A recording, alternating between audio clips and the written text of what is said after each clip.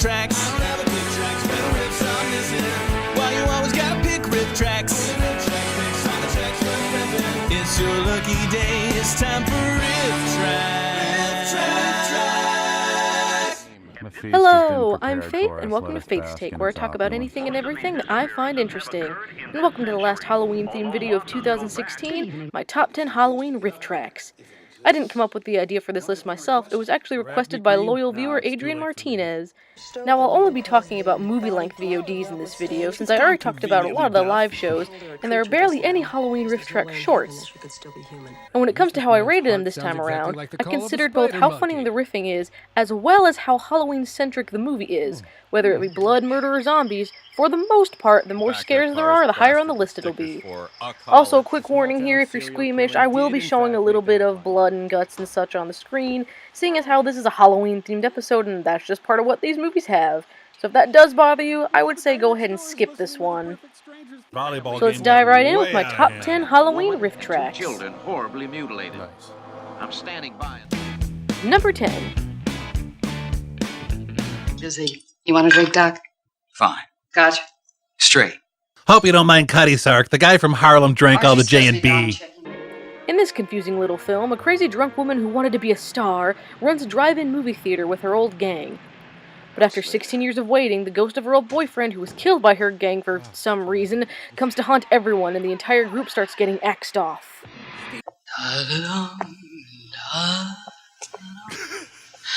Yeah, just a typical Thursday night at Bob Dole's house. You know, I'm a fan of yours. I have one of your records. I only made one! Ruby sings Charles Manson. It's sold very poorly. Never remind people they could be watching a better movie. But, you know, Attack of the 50-Foot Woman is really pretty bad. Yes. And I still stand by my statement. Well, time to pay $8 for a box of 5 Sour Patch Kids. Jess, what the hell are you doing in the dark?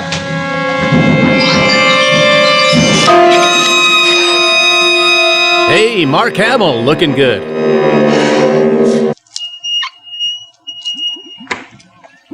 Soda, dead guy, purple stuff. Hey, Sonny D! Take it easy, nothing else is going to happen. A promise from the filmmaker to you. Nothing else is gonna happen. This movie becomes much better if you pretend Ruby is little orphan Annie 20 years after she bumped off Daddy Warbucks. This movie has an obvious identity crisis. Sometimes it wants to be a straightforward horror movie, but other times it tries to be a sad drama about a woman losing her lover, and then suddenly the last third becomes The Exorcist out of absolutely nowhere when the ghost possesses Ruby's mute daughter. How are you, Leslie? Vince told you about her. Yes. Said she's a bit of a cliché. What do you think, baby? Have I lost my looks? Boy, have you. I'm just a picture. I can't talk. What are you thinking, baby? Are you thinking you look like Truman Capote in a wig and nightgown? Because that's what I'm thinking. She's mine now, Keller. Come here, let me straighten that tie. You've got to find it. I mean, why should you get a ticket when the parking meter was clearly broken? Please, read it. Oh, you know, sometimes I wish I had a possessed daughter of my own. This is the perfect movie to watch when your life's just been making too much sense. Oh, this is good. I'm gonna go ahead and disagree with you. This really isn't good. It really isn't. Number 9. I'll tell you what I'd like to do. I'd like to get about a dozen of these adults and run some tests. Lay some God, tamper in his domain, you know, standard stuff. Just open a back one rabbit. A cult classic in the horror genre, Night of the Lepus is a poorly named film about giant rabbits. When rabbits are destroying the land of hundreds of farms, scientists decide to inject them with serums to keep them from breeding. Somehow the wires get crossed though, and instead of being sterilized, they end up growing exponentially and go from being peaceful vegetarians to man-eating killing machines. I have rabbits, not bugs. Well, Bugs was a rabbit. For a bug to live. We were trying to make Jack a little more like Jill, and Jill a little more like Jack, so they wouldn't keep having such large families. Problem is, Jack seemed a little too into it. Shoot them full of That matter. Will there be enough room to live in? Will there be enough desk balls to go around? Because I'm not sharing mine. Nature.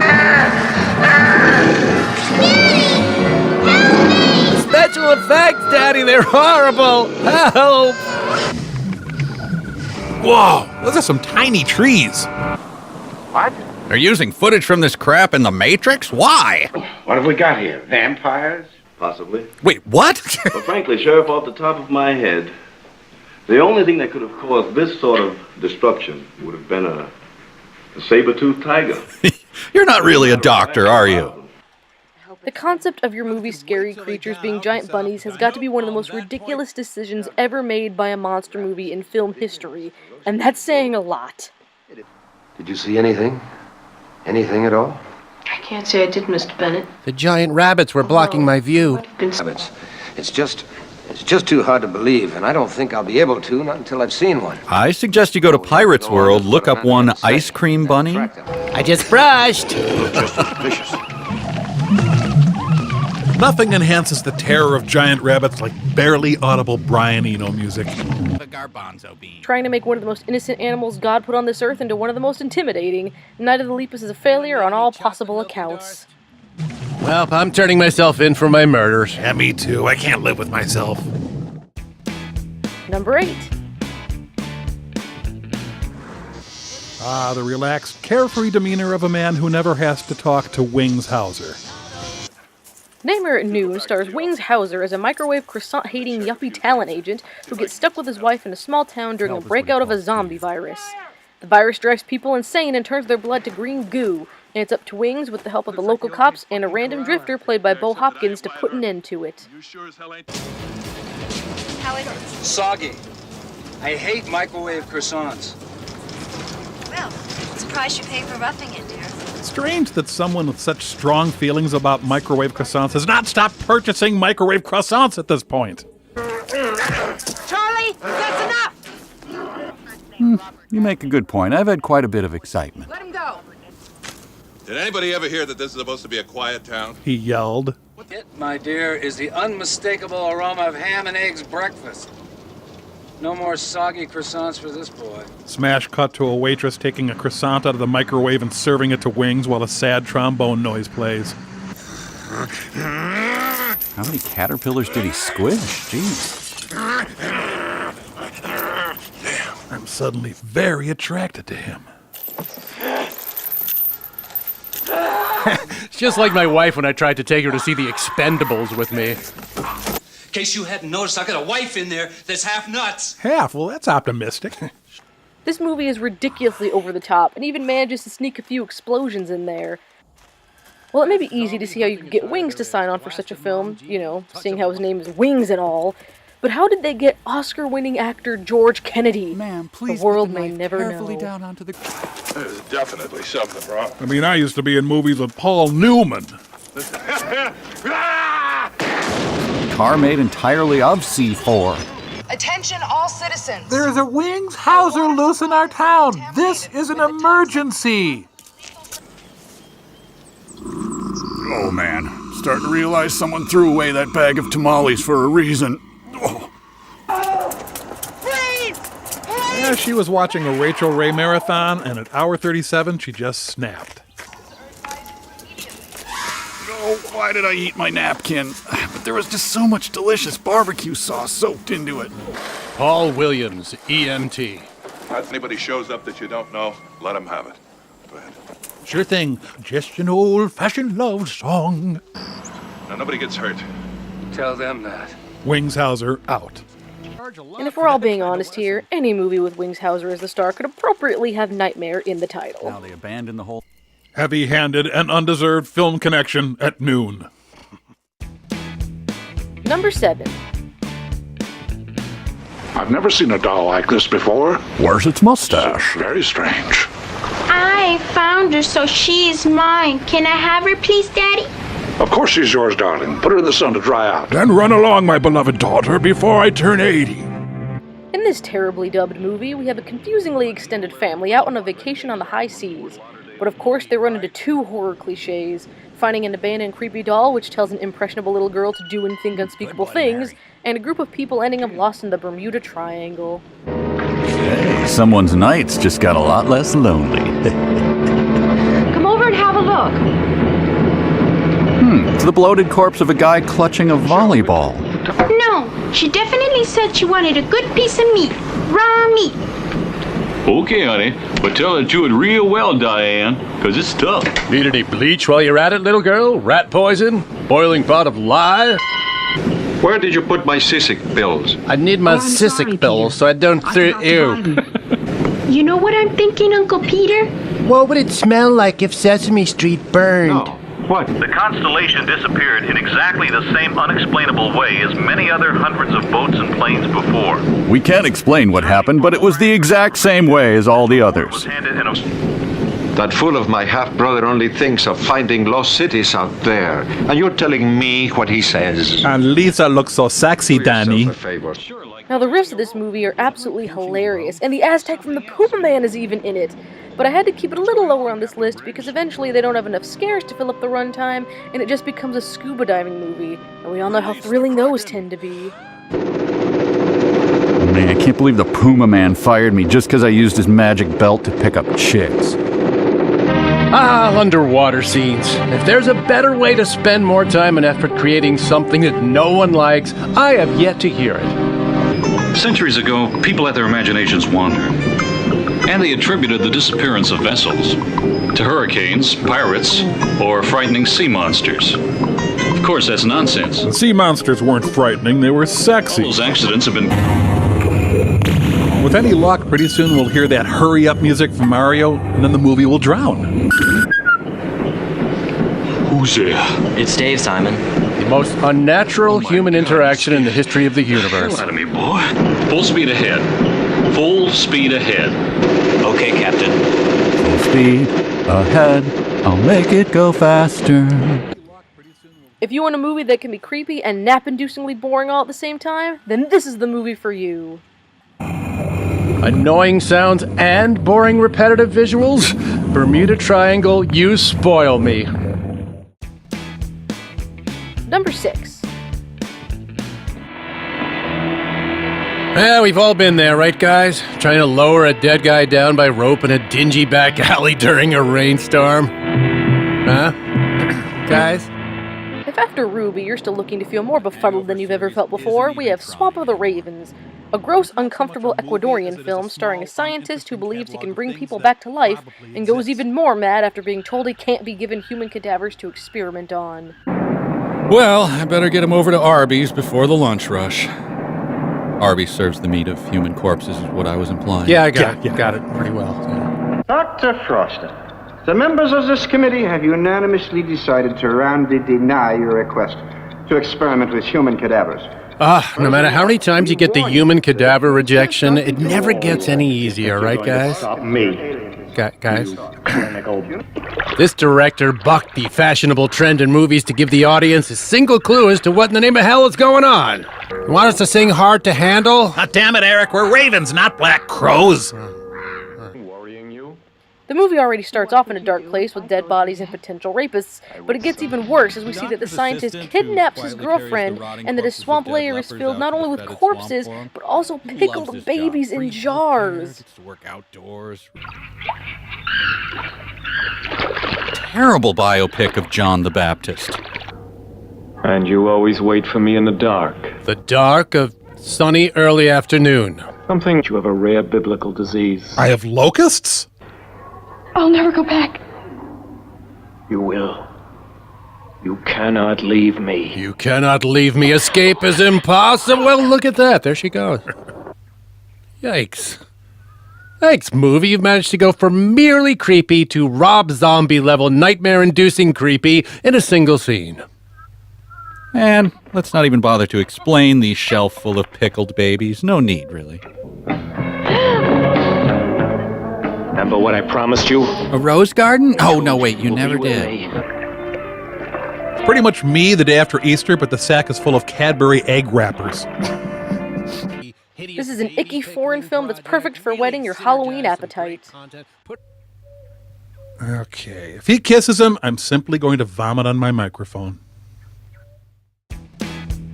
Number 5. Well, at least it's civilization, man. Barely.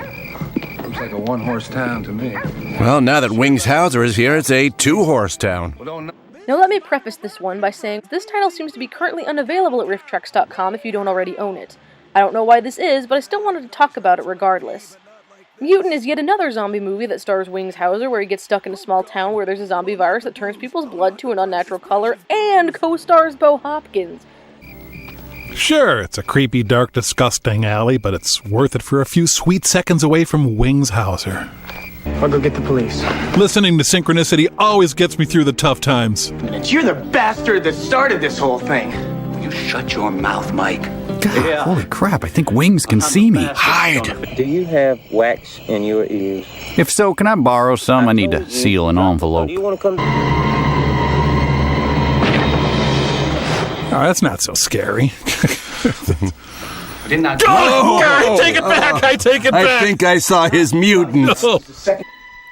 The reason this one gets a higher rating than Nightmare at Noon did, even though they're both really funny, is because it's definitely the darker of the two movies. While also ridiculous, the zombie makeup and blood are creepier, and everything from the music to the cinematography help add to the Halloween vibe the movie gives out.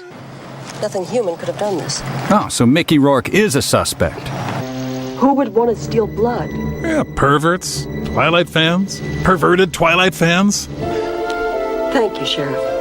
There might be some hope for you after all. I doubt it. Satan has a pretty good lawyer.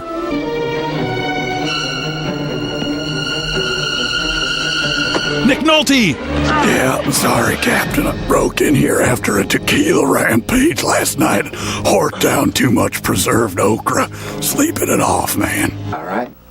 I know what's going on. I know my hair terrifies all who behold it. I don't know about you, but if I never see another Wings Hauser zombie movie again, it'll be too soon. It's okay to cry, cowboy hat. You go right on ahead and let it out. Number 4.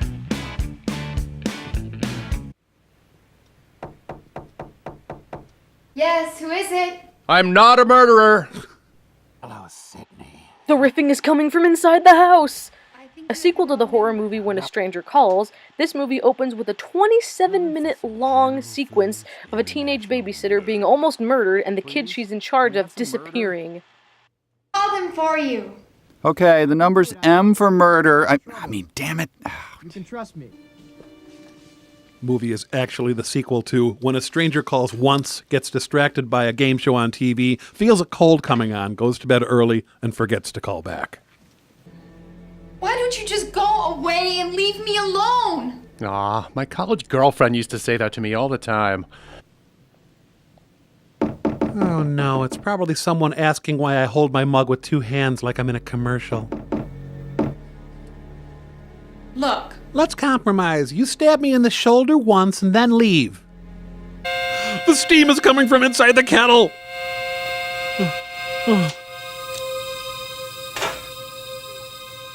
The tea is coming from inside the tea bag.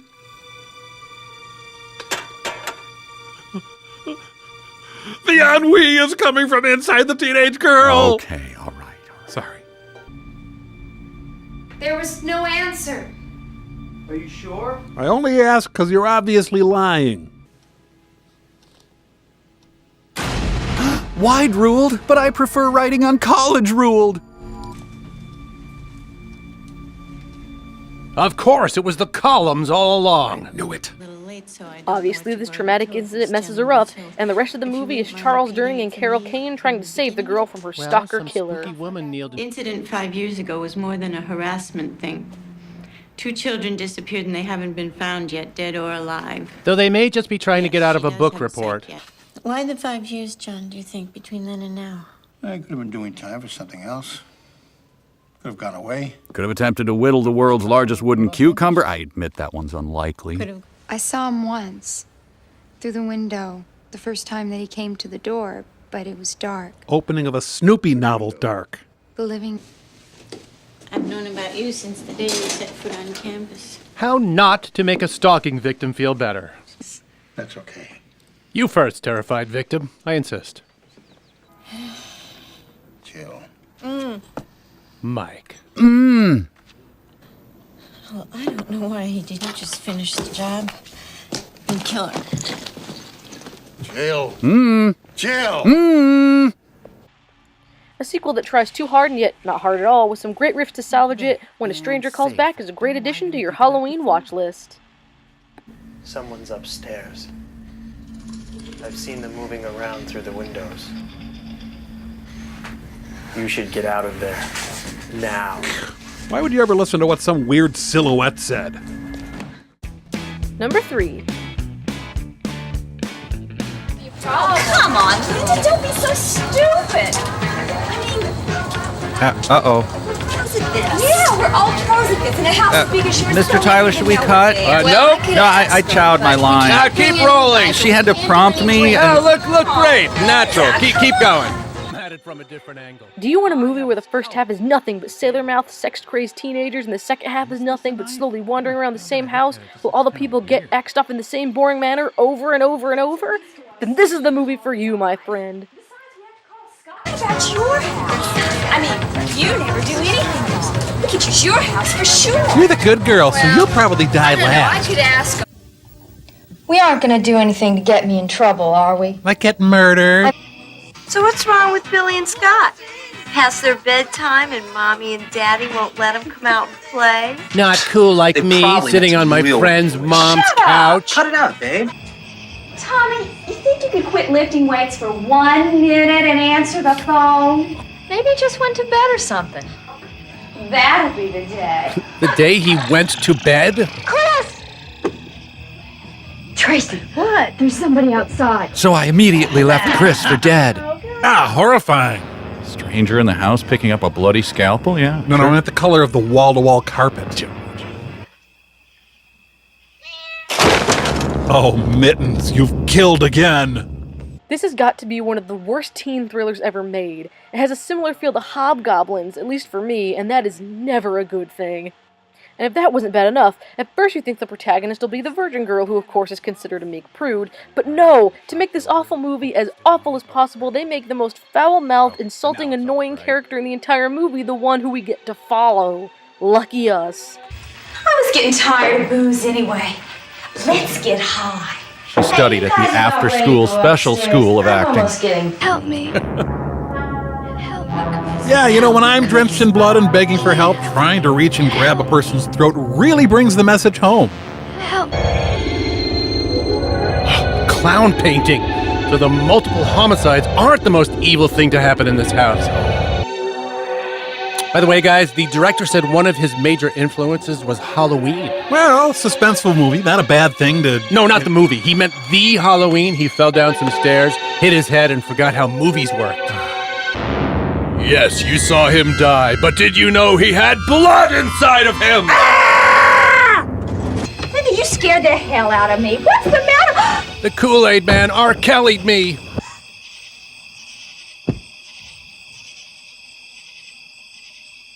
People are getting murdered in this house. I better seal off all escape routes and remain inside. If Hobgoblins was too joyful a teen romp for you, the last slumber party is here to clear that right up.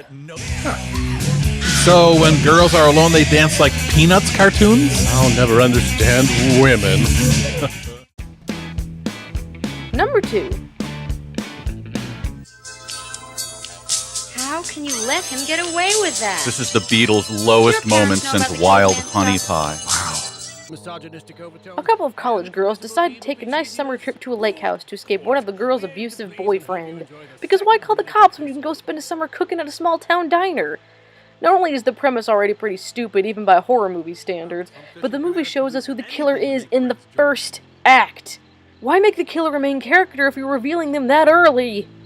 Listen, you son of a bitch, you come around here to show your face without an invitation, and I will personally call the police and your parents and tell them exactly what kind of scum you are. Remember that time I said the same thing to you, Bill? Oh, yeah, you were right, too. So sorry I asked for that ride to church. Hey, Les, I just don't understand how you could even think of marrying a creep like that. Remember when I said the same thing to your wife, Bill? Yeah, she made a terrible mistake. Hey, Charlie, you haven't heard anything from Denise, have you? When unemployed fitness instructors try to act. Nothing, just call me Preacher. Preacher? Why do they call you that? I guess because my daddy named me that, among other things. There's Tor with the boat. Wait, I want to know the other things Preacher's daddy named him. Well, I'm guessing rabbi, tuck pointer, clevis pin, shoehorn, and occasionally Senator Edmund Muskie. You probably can get you a job if you want to stay all summer. Come on, move it. Carefree summer awaits, damn it! Hi. Hi. Ah. You need to see that fisherman over there? Now that's about the most dangerous thing on this lake. Some old fisherman who might come in the cove and try to pinch your ass. That sounds horrible. Just relax. I'll pinch your ass, I will. I warned you, Preacher. I told you to stay on your side of the lake. Okay, lesson learned. To me, would you? Ow. No. White trash, huh? You and your boneless forearms. The movie obviously lends itself to the guy's talents really well, but the references to previous Rifftrax and MST episodes alone is enough to get it this high on the list. So off to Valley Lodge they went. Hi, Tor. How you doing there, Debbie? Hey, Charlie. Yeah. Somebody out here needs to talk to you. Tor, time for go to bed. Oh, hi. Oh, hi, Leslie. You look so sexy. Your boyfriend did not hit you, and our creepy neighbor just stopped by. This movie's the room now. While it may not be the most interesting slasher flick in the world, with Mike, Kevin, and Bill's help, it becomes one of the most enjoyable.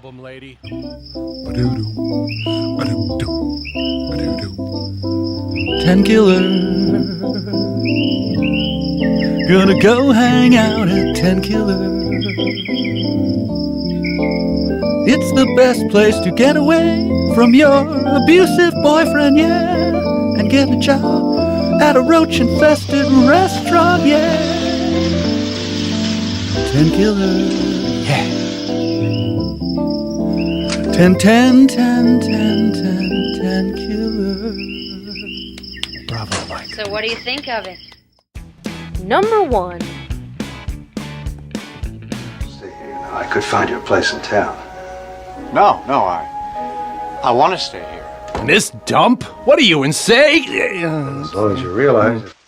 Psycho 2. Because if there was a film that demanded that the story continue to be told, it was Psycho, the film claimed by so many to not only be the best film by Hitchcock, but even the best film of all time. Well, this is like if the first Wings album started with 2 minutes of Hey Jude. What's the matter? Well, I'm a psychotic murderer. I saw someone. Where are you going?